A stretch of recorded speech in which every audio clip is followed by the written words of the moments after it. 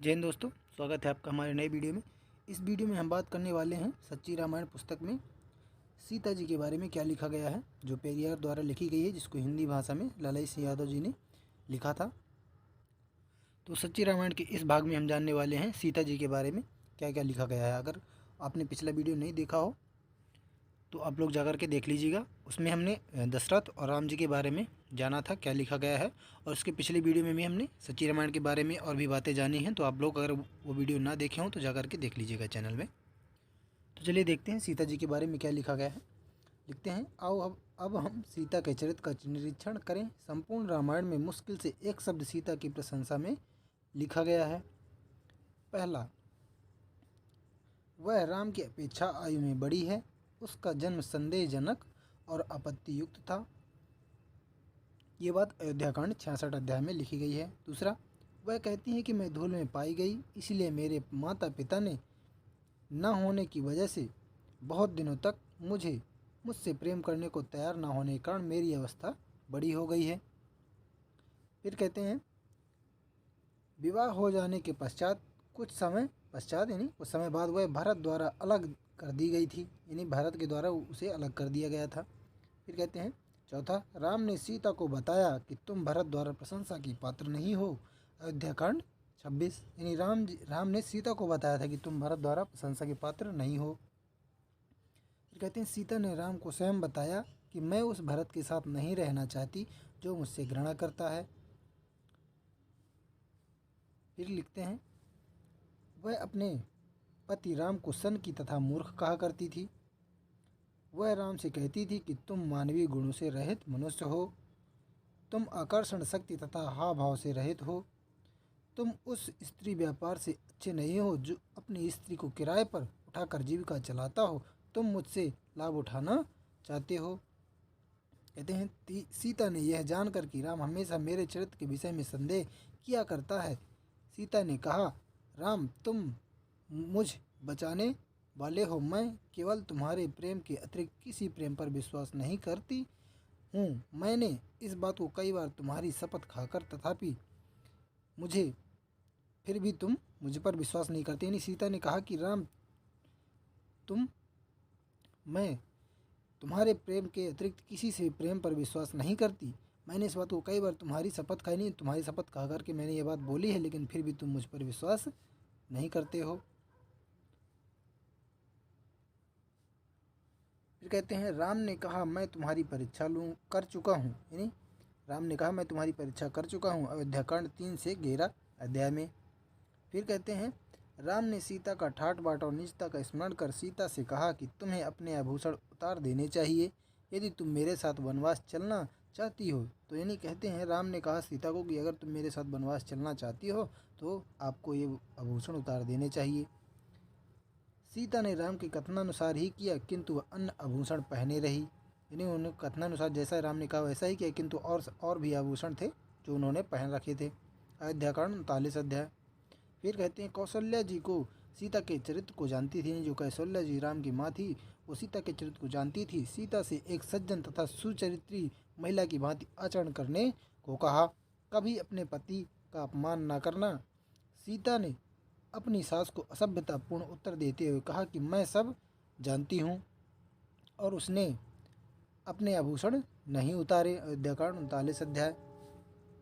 फिर लिखते हैं 15वां, जब राम और लक्ष्मण वल्कल वस्त्र यानी पेड़ों की छाल के कपड़े धारण किए हुए थे, तब सीता ने ऐसे वस्त्र पहनने से इनकार कर दिया था। अयोध्याकांड 37 अध्याय में ये बात लिखी हुई है कि सीता ने ऐसे वस्त्र पहनने से इनकार कर दिया था। फिर कहते हैं, दूसरी स्त्रियों ने जो सीता के बन जाने की अनिच्छा से अवगत थी, सीता के प्रति दयालुता प्रकट की और उसे अपने साथ न ले जाकर यहाँ अयोध्या में छोड़ देने की राम से प्रार्थना की। तो भी राम ने सीता को छाल के कपड़े पहनने के लिए बाध्य किया और उसे वन में साथ ले गए, जैसा कि कैकेयी दूसरी स्त्रियों के विचारों से सहमत न थी। अयोध्याकांड 37 और 38 अध्याय। फिर कहते हैं, तथापि सीता ने दिए गए संपूर्ण परामर्श की ओर ध्यान न दिया। उसने सुंदर वस्त्र आभूषण पहने। इससे स्पष्ट है कि भरत सीता से घृणा करता था और यह कि कैकेयी यह नहीं चाहती थी कि सीता अयोध्या में रहे। सीता को बन ले जाने की यही उपरोक्त कारण है। फिर कहते हैं 18वां, वनवास जाते समय नदी यानी गंगा पार करते हुए सीता ने गंगा नदी से प्रार्थना की कि हे गंगा नदी, यदि मैं सकुशल लौट आऊँगी तो मैं तुम्हें हजारों गायें और मदिरा यानी शराब से परिपूर्ण बर्तन चढ़ाऊँगी। अयोध्या कांड 52वें अध्याय में ये बात लिखी हुई है। यानी कहती हैं कि जब अगर सीता जी ने ये कहा था, गंगा जी से प्रार्थना की थी कि हे गंगा नदी, यदि मैं सकुशल वन से लौट आऊँगी तो मैं आपको हजारों गायें और मदिरा चढ़ाऊँगी। फिर कहते हैं वनवास में जब भी कभी सीता निकट भविष्य के खतरे से भयभीत होती तो वह मन में कहा करती कि मेरे दुखों से कैकेयी प्रसन्न और संतुष्ट होती होगी। इस प्रकार कैकेयी से अपनी शत्रुता प्रकट करती थी। 20वां पॉइंट, जब कभी राम सीता को न देख कर उदास होता तो लक्ष्मण कहा करता कि तुम एक साधारण स्त्री के लिए क्यों परेशान होते हो। अयोध्याकांड 86वें अध्याय। लक्ष्मण कहा करता था कि सीता का चरित्र आपत्तिजनक है। अरण्यकांड 18वें अध्याय। फिर लिखते हैं 22वां पॉइंट, राम हिरण की खोज में बाहर गया। यानी राम जो है हिरण की खोज में बाहर गया था। सीता राम की सहायता करने के लिए लक्ष्मण को तैयार कर रही थी। सीता ने कहा कि लक्ष्मण मुझे यहाँ अकेला छोड़कर जाने में हिचकिचाता है। तब सीता ने लक्ष्मण पर पूरा प्रभाव डालते हुए कहा, राम के जीवन को बचाने में लापरवाही करके मुझे फुसलाने के लिए तुम यहाँ देर कर रहे हो। क्या तुम राम के सच्चे भक्त होकर वन में आए हो या नहीं? यानी क्या तुम राम के सच्चे भक्त बनकर आए हो या नहीं? तुम लुच्चे तथा दगाबाज हो। तुम मेरे साथ भोग विलास करने के उद्देश्य से राम को मार डालने के लिए यहाँ आए हो। क्या भरत ने इसी उद्देश्य से तुम्हें हम लोगों के साथ भेजा है? मैं तुम्हारी तथा भरत की इच्छा को कभी पूरा नहीं होने दूंगी। फिर कहते हैं, जब लक्ष्मण ने सीता के प्रति मातृवत सम्मान प्रदर्शित करते हुए सीता से कहा कि तुम्हें ऐसी निर्लजता प्रकट करना शोभा नहीं देता, तब लक्ष्मण से कहा, तुम स्वावलंबी हो। तुम मेरे साथ आनंद करने के लिए मेरे साथ विश्वासघात करते हो और इस प्रकार तुम मेरा सतीत्व नष्ट करने के लिए अवसर ढूंढते रहते हो। उपरोक्त दोनों संकेत अयोध्याकांड 45वें अध्याय में देखा जा सकता है। फिर कहते हैं, रावण ने सीता को ले जाने के उद्देश्य उसकी मनोस्थिति को बड़े ध्यान से देखा। उसकी सुंदरता को देखकर वह उसके ऊपर मोहित हो गया और उसकी ओर बढ़ा। वह उसके स्तनों और जादू भरी जांघों की प्रशंसा करने लगा। इन सब बातों से सीता की क्या प्रतिक्रिया हुई होगी? क्या सीता ने रावण से घृणा की? क्या उसे अस्वीकार किया? क्या उसे फटकारा? नहीं, बिल्कुल नहीं। रावण की इस समय सम्मानपूर्ण अगवानी की गई थी, यानी स्वागत किया गया था उसका। जब रावण ने सीता की प्रशंसा की तो उसका स्वागत किया गया था। बिना अपनी अवस्था अधिक प्रकट किए उसने रावण के समक्ष अपने सुंदर यौवन की प्रशंसा की। अरण्यकांड 46-47 अध्याय। जब रावण ने सीता को बताया कि मैं राक्षसों का प्रधान रावण हूँ, तब सीता ने उससे घृणा की। यानी जब रावण सीता की प्रशंसा कर रहा था तब सीता ने उससे घृणा नहीं की, और जब रावण ने सीता को बताया कि मैं राक्षसों का राजा हूँ, तब सीता ने घृणा की उससे। फिर कहते हैं 26वां पॉइंट है, जब रावण उसे अपनी गोद में लिया जा रहा था तब वह अर्धनग्न थी। तब वह स्वयं अपने स्तनों को खोले हुए थी। अरण्यकांड 54वें अध्याय। जैसे ही उसने अपने पैर रावण के महल में रखे, सीता का रावण के प्रति आकर्षण उत्तरोत्तर बढ़ता गया। अरण्यकांड 54वें अध्याय। रावण ने अपने यहाँ सीता से कहा कि जाओ हम दोनों मिलकर आनंद संभोग करें। यानी रावण ने अपने यहाँ सीता से कहा कि आओ हम दोनों मिलकर आनंद करें या संभोग करें। तब सीता अधोनिलिखित आँखों युक्त सिसकी भरती रही। अरण्यकांड 55वां अध्याय।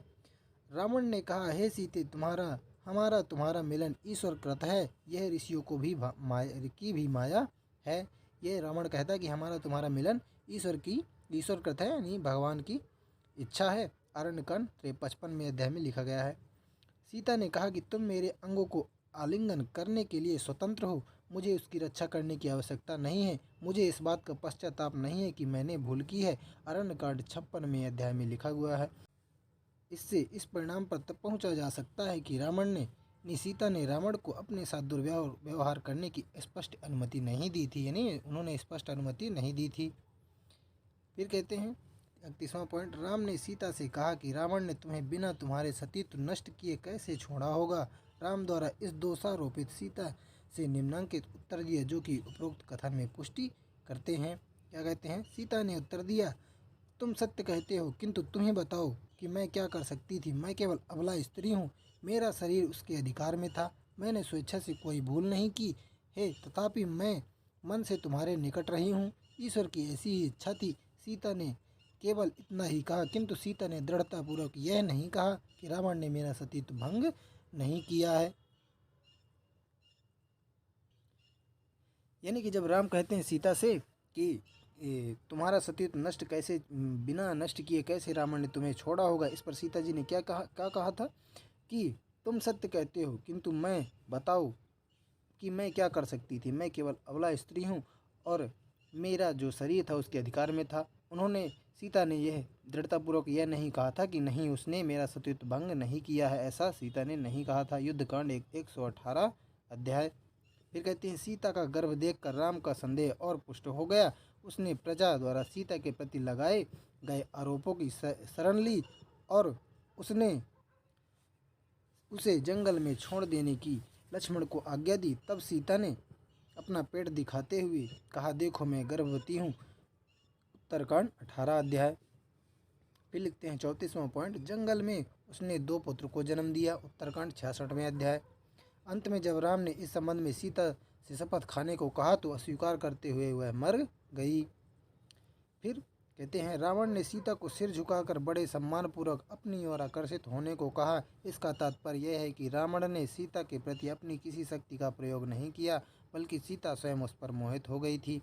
सीता ने रावण की विषय इच्छा का स्वयं अनुसरण किया था। रावण पर मोहित होने की दशा में वह सीता को छू तक नहीं सकता था, क्योंकि रावण को श्राप दिया गया था कि यदि वह किसी स्त्री को उसकी इच्छा के विरुद्ध छुएगा तो उसका सिर के टुकड़े टुकड़े हो जाएंगे। ब्रह्मा का भी उसे यह श्राप था कि यदि वह स्त्री को उसकी अनिच्छा होने पर छुएगा तो वह भस्म हो जाएगा। अतः रावण ने किसी भी स्त्री को उसकी इच्छा के विरुद्ध ना तो छुआ और न कभी छू सकता था। फिर आगे कहते हैं 37वां पॉइंट, रावण ने सीता को वापस प्राप्त करके तथा उसे अपनी स्त्री के रूप में पुनः स्वीकार करके राम अयोध्या में राज कर रहा था। यानी रावण से सीता को प्राप्त करके जो है, रावण से, यहाँ पे थोड़ा मिस्टेक है, यहाँ पे ने लिखा हुआ है, ये ने यहाँ पे से होना चाहिए था। रावण से सीता को प्राप्त करके तथा उसे अपनी स्त्री के रूप में पुनः स्वीकार करके राम अयोध्या में राज्य कर रहा था। उसकी साली कुकुआवती ने राम के पास जाकर कहा कि हे श्रेष्ठ, तुम अपने की अपेक्षा सीता को कैसे अधिक प्यार करते हो। मेरे साथ आओ और अपनी प्यारी सीता के हृदय की वास्तविकता को देखो। वह अब भी रावण को नहीं भूल सकी है। वह रावण के ऐश्वर्य पर गर्व करती हुई उसका चित्र अपने विजन यानी पंख पर लगाए हुए, उसे अपनी छाती से चिपकाए हुए अध्वन में लिखित नेत्रयुक्त अपनी चारपाई पर लेटी हुई है। इसी समय दुर्मुहा नामक एक गुप्तचर ने राम के निकट आकर उसे बताया कि रावण के यहाँ से सीता को लाकर पुनः अपनी स्त्री बना लेना प्रजा में तुम्हारी निंदा और उपहास का विषय बना हुआ है। यह सुनते ही राम तिलमिला गया और उसे क्रोध आ गया। उस समय राम को मन ही मन अपने अपमान और दुख का अनुभव हुआ जो कि उसके चेहरे पर प्रकट होता था। उसने आहें भरी और अपनी साली के साथ सीता के कमरे में गया। राम ने सीता को अपने विजन पर रावण का चित्र चिपकाए हुए, उसे अपनी छाती पर चिपकाए हुए सोती हुई पाया। यह बात श्रीमती चंद्रावती द्वारा लिखित बंगाली रामायण के पृष्ठ 191 और 200 में पाई गई है। यानी ये जो बात लिखी हुई है, ये जो हमने पहले बताई, ये बात श्रीमती चंद्रावती द्वारा लिखित बंगाली रामायण के प्रश्न नंबर 191 और 200, पेज नंबर 200 में लिखी गई है। घटनाओं के गंभीर अध्ययन से प्रकट होता है कि राम ने सीता में उसके गर्भवती होने में दोष पाया।